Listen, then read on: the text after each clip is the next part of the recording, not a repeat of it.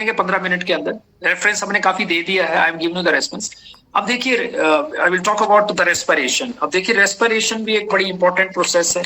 मैंने पहले ही कहा एनर्जी के बारे में, I have already talk to you about कि भाई एनर्जी कैसे बनती है। 3 तरह के प्रोडक्ट से एनर्जी बनती है, substrate phosphorylation, oxidative and photophosphorylation, right. ये 3 प्रोसेसेस हैं रेस्पिरेशन के, मतलब एनर्जी फॉर्मेशन के। अब देखिए एनर्जी का जो फॉर्मेशन है, respiration, ATP as a currency, I have already talked about. Mitochondria का फंक्शन हमें देखना पड़ेगा कि what type of structure of mitochondria is having, how many ATPs are formed here in the reaction, ठीक है। So this is the this particular thing, okay, this is the mitochondria, this one structure is the mitochondria. आप देखते हैं सारा ये, ठीक है, ये माइटोकॉन्ड्रिया है, ये आउटर मेम्ब्रेन है और इनर मेम्ब्रेन है। इनर मेम्ब्रेन में फोल्ड्स होते हैं, आउटर मेम्ब्रेन तो स्मूथ होती है, ठीक है। एक सेल, ये this is the structure of a cell. अब ये माइटोकॉन्ड्रिया है और ये साइटोप्लाज्म है। 2 तरह के स्टेप्स होते हैं। देखिए इसमें रेस्पिरेशन के अंदर सबसे पहला स्टेप है ग्लाइकोलाइसिस। एग्जामिनर आपसे क्या पूछेगा? एग्जामिनर पूछेगा glycolysis is a common step, चाहे एरोबिक रेस्पिरेशन होनी है, एनारोबिक रेस्पिरेशन है, ग्लाइकोलाइसिस तो होगा ही होगा, ठीक है ना। उसके बाद आगे बाइफर्केशन है। तो what is the common step in between aerobic and anaerobic respiration? That is the glycolysis. और ग्लाइकोलाइसिस कहाँ होती है? This takes place inside the cytoplasm of the cell. ये सेल है, इसका जो साइटोप्लाज्म है, ये वाला एरिया, चाहे वो प्लांट सेल है चाहे एनिमल सेल है, माइटोकॉन्ड्रिया होते ही है। माइटोकॉन्ड्रिया प्लांट्स में थोड़ा कम होते हैं एज कंपेयर, लेकिन एनिमल सेल में नंबर ऑफ माइटोकॉन्ड्रिया जो है ना पर सेल ज्यादा होते हैं, बिकॉज एनिमल सेल को तो बहुत सारी काम करने होते हैं, मूवमेंट करनी होती है, लोकोमोशन होती है। प्लांट्स को इतना ज्यादा रोल नहीं होता, but mitochondria is there for the formation of energy, right. तो ये साइटोप्लाज्म के अंदर ये स्टेप होता है, ठीक है। जब साइटोप्लाज्म के अंदर माइटोकॉन्ड्रिया हो जाता है, माइटोकॉन्ड्रिया जैसे outer membrane, inner membrane, crystal, elementary particle जिसको हम कहते हैं ऑक्सीसोम भी कह सकते हैं, F0 F1 पार्टिकल कह सकते हैं, और आउटर मेम्ब्रेन और इनर मेम्ब्रेन ये माइटोकॉन्ड्रिया में रहता है। इसमें डबल मेम्ब्रेन बॉन्डेड ऑर्गेनेली है। आप जब सभी जानते हैं कि माइटोकॉन्ड्रिया हो गया, क्लोरोप्लास्ट हो गया, न्यूक्लियस हो गया, ये 3 ऐसे ऑर्गेनेलीज हैं जो डबल मेम्ब्रेन स्ट्रक्चर है। Again this is a very important question, ये हम साइटोलॉजी में कवर करेंगे, लेकिन बात हो रही है तो हमने यही इसको बता दिया, ठीक है। एरोबिक रेस्पिरेशन हो या एनारोबिक रेस्पिरेशन हो, ये वाला glycolysis is common, oxidative decarboxylation रहती है, और क्रेब्स साइकिल और इलेक्ट्रॉन ट्रांसपोर्ट सिस्टम ये रहता है, राइट। अगर हम बात करें ग्लाइकोलाइसिस की, ठीक है, ग्लाइकोलाइसिस में ग्लूकोज इस्तेमाल होता है, ग्लूकोज होता है, और यहाँ पर हमारे पास 2 मॉलिक्यूल ऑफ पायरुविक एसिड बन रहे हैं। There are 2 molecule of pyruvate और pyruvic acid are formed in a glycolysis, ठीक है। आप देखिए ये जो स्टेप है जहां पर हेक्सोकिनेज एंजाइम इस्तेमाल हो रहा है, यहाँ पर एटीपी इस्तेमाल हो रहा है, यहाँ पर एटीपी का यूज हो रहा है, यहाँ पर एटीपी का यूज हो रहा है। ये दोनों जगह यहाँ पर एटीपी कंज्यूम हो रहा है, और एटीपी की सिंथेसिस जो है हमारे पास यहाँ 1,3-डाइफॉस्फोग्लाइकोलिक एसिड, यहाँ पर एटीपी बन रहा है। You see this at this step ATP synthesis is here, and at this step ATP synthesis is here, that is phosphoenol pyruvate से जब पायरुवेट बनता है।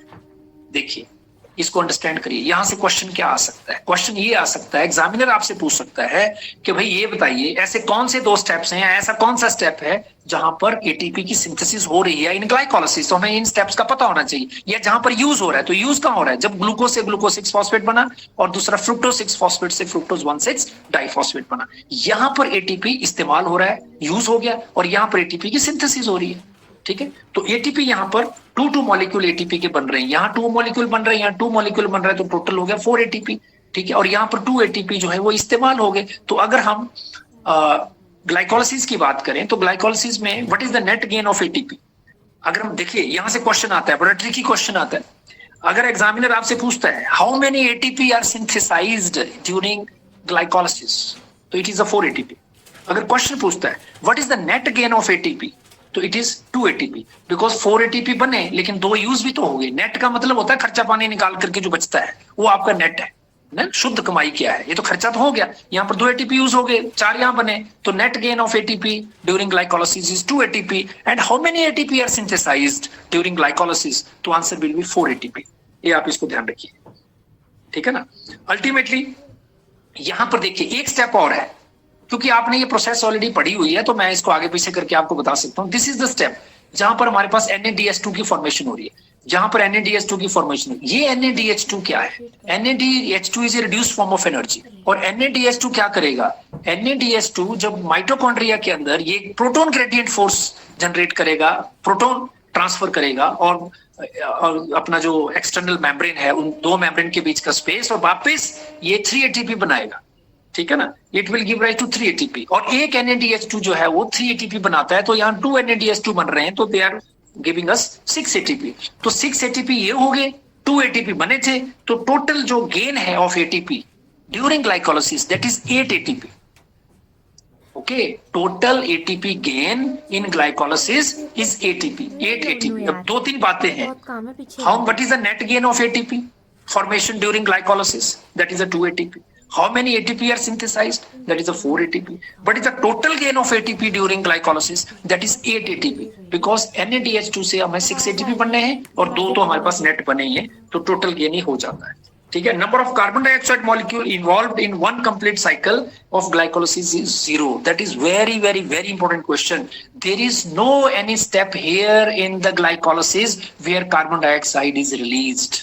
यहां पर CO2 कभी भी रिलीज नहीं होता, किसी भी स्टेप में रिलीज नहीं होता. This is a very very important question, this is a very important question, right. क्या नहीं होता इसमें?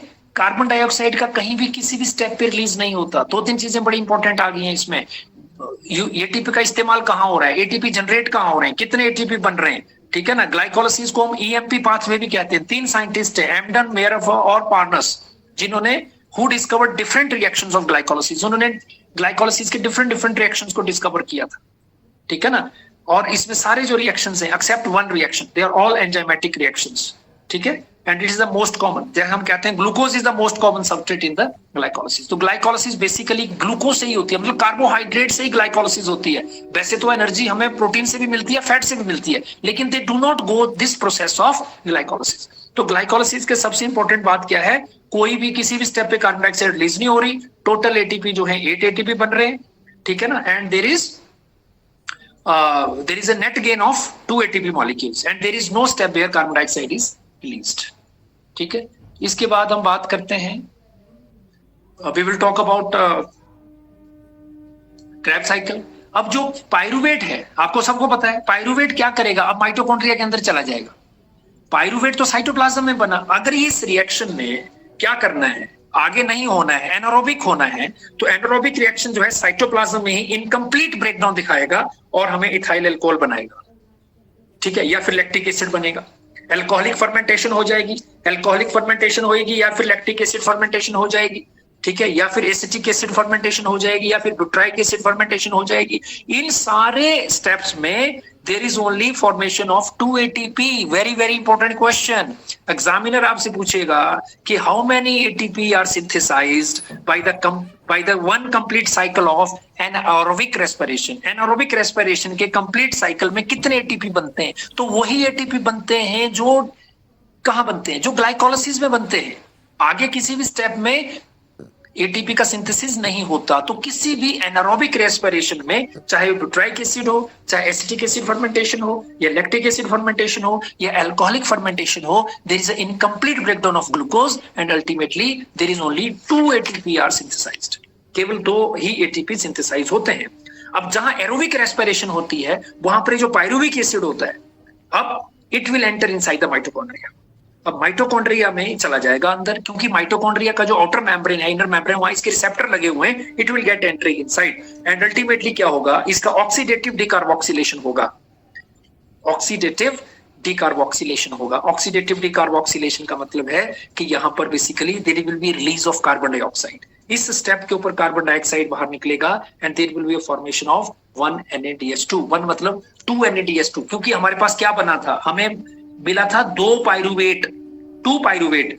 ओके, तो 2 पायरुवेट मिले थे, तो दोनों पायरुवेट ने अंदर घुसना है माइटोकॉन्ड्रिया के अंदर, और अंदर जाकर के उन्होंने अलग अलग अपने 2 क्रेब्स साइकिल इकट्ठे चलाने. तो जो भी हमारे पास वैल्यू आएगी उसको हमने डबल करना है, क्योंकि यहां हम ग्लूकोज का देख रहे हैं कि एक ग्लूकोज के ब्रेकडाउन होने से कितनी एनर्जी मिलती है. आगे जाके 2 बन गए, 2 pyruvate, and 2 of this pyruvate will enter inside the mitochondria, right. तो इसका मतलब है कि 2 ऑक्सीडेटिव डिकार्बोक्सिलेशन साइकिल चलेंगे, फिर 2 आगे क्रैब साइकिल चलेंगे, ठीक है. तो जितना भी हमारे पास प्रोडक्ट आएगा अब आगे उसको हमने डबल करना है, तभी हम इसका बैलेंस शीट बना सकते हैं कि ग्लूकोज ने कितने एटीपी हमें बनाए, राइट. तो इस साइकिल को हम कनेक्टिंग लिंक भी कहते हैं between glycolysis and Krebs cycle. बाद में क्रैब साइकिल शुरू हो जाता है, ठीक है। क्रैब साइकिल, हम इसको, क्रैब साइकिल के भी कई नाम है, कई बार तो एग्जाम में ये भी क्वेश्चन पूछा जाता है, what do you mean by Krebs cycle, कितना नाम है, तो क्रैब साइकिल भी कह सकते हैं इसको, and we call it tricarboxylic acid cycle, और सिट्रिक एसिड साइकिल भी इसको बोलते हैं।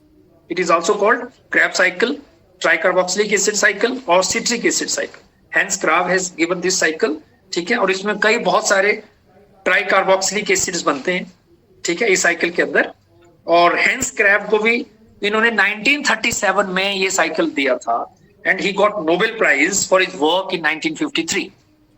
इस काम के लिए इनको 1953 में भी नोबेल प्राइज मिला है। ये सारी के सारी जो डिस्कवरीज हैं, सारी नोबेल प्राइज विनिंग डिस्कवरीज हैं, ठीक है।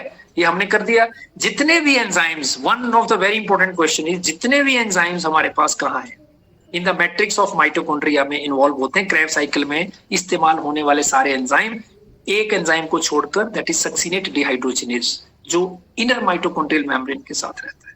जो इनर माइटोकॉन्ड्रियल मेम्ब्रेन का एंजाइम है वहां पर ये रहता है। बाकी जितने भी एंजाइम क्रैब साइकिल में यूज होते हैं वो सारे के सारे माइटोकॉन्ड्रिया की मैट्रिक्स में लाई करते हैं, except one enzyme, that is succinate dehydrogenase, right. तो अगर हम ये देखते हैं, अब ये क्रैब साइकिल जब ऑपरेट होता है तो 6 NADH2, मतलब 3 NADH2 एक में बनते हैं, फिर दूसरे में तो टोटल 6 NADH2, 2 FADH2 और ATP भी बनता है, और FAD भी बनता है, और NADH2 बनता है। तो कुल मिलाकर के देर आर 24 ATPs, 24 ATPs यहाँ बनते हैं। मतलब NADH2 मॉलिक्यूल भी give rise to 3 ATP, FADH2 molecule give rise to 2 ATP, and 2 ATP तो बन ही रहे हैं। तो कुल मिला के ये 24 ATPs हमारे पास बन गए। इंटरमीडिएट स्टेप्स में 6 होते हैं, तो हमारे पास ये बन गए 30 ATPs, और ultimately 8 ATPs are formed during glycolysis, तो बन गए 38 ATPs। अब क्वेश्चन ये अराइज होता है कि sometimes we say there is a formation of 38 ATPs and sometimes we say there is a formation of 36 ATP molecules. ऐसा डिफरेंस क्यों है? अब देखिए, ऐसा डिफरेंस इसलिए आता है बिकॉज जब जो पायरुविक एसिड, या हमने क्या कहा कि साइटोसोल में या साइटोप्लाज्म के अंदर जो NADH2 बना था during glycolysis, NADH2 molecule, 2 NADH2 molecule बने थे ग्लाइकोलाइसिस, तो ग्लाइकोलाइसिस तो साइटोप्लाज्म में होती है। अब उसका फर्दर ब्रेकडाउन कहाँ होना है? उसका फर्दर ब्रेकडाउन तो माइटोकॉन्ड्रिया के अंदर होगा। अब जो NADH2 है मॉलिक्यूल, ये 2 रास्ते अपना सकता है। It depend upon the type of tissue and the prevailing condition present in the cell, कि वो कौन से वाले शटल को ऑपरेट करता है, ठीक है। अगर वो मैलेट एस्पिरेट शटल को ऑपरेट करता है, उसके थ्रू अंदर जाता है, तो जो अल्टीमेटली NADH2 है, उसका जो प्रोटोन है, it is being taken by the NAD। वो NAD मॉलिक्यूल उसको रिसीव करता है इन द मैट्रिक्स, और अल्टीमेटली वो NAD करेगा तो 3 ATP बनेंगे। अगर वो हमारे पास ग्लाइसिरॉल फॉस्फेट शटल को जाता है, तो उसका जो प्रोटोन है, it is being received by the FAD molecule that is present inside the matrix, और इस वजह से वो देयर इज अ डिफरेंस।